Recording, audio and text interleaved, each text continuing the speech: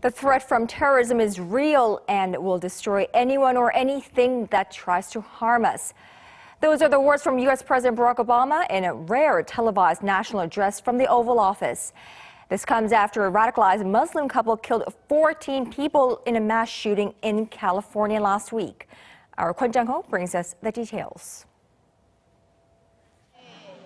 Underlining the gravity of the nation's concern following last week's mass shooting in San Bernardino, President Barack Obama addressed the nation from the Oval Office for only the third time since taking office.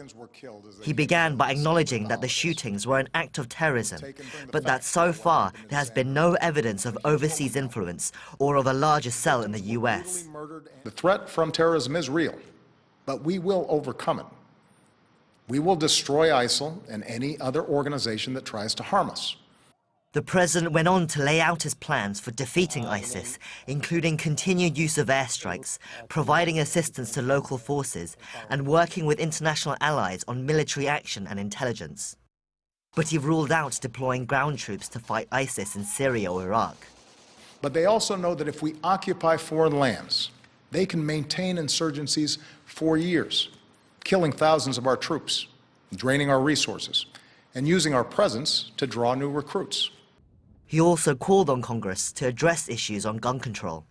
Congress should act to make sure no one on a no-fly list is able to buy a gun. We also need to make it harder for people to buy powerful assault weapons, like the ones that were used in San Bernardino. Republican presidential candidates were quick to criticize Obama on social media. They rebuked the speech as disappointing and lacking a clear or new strategy. Last week's shooting, along with the terror attacks in Paris last month, has shaken the U.S. A recent CNN poll showed that the majority of Americans felt the nation's military response to the terrorist groups has not been aggressive enough, and that now over 50% support sending ground troops to Syria and Iraq to fight ISIS. Whether Sunday's speech is enough to reassure those people remains to be seen.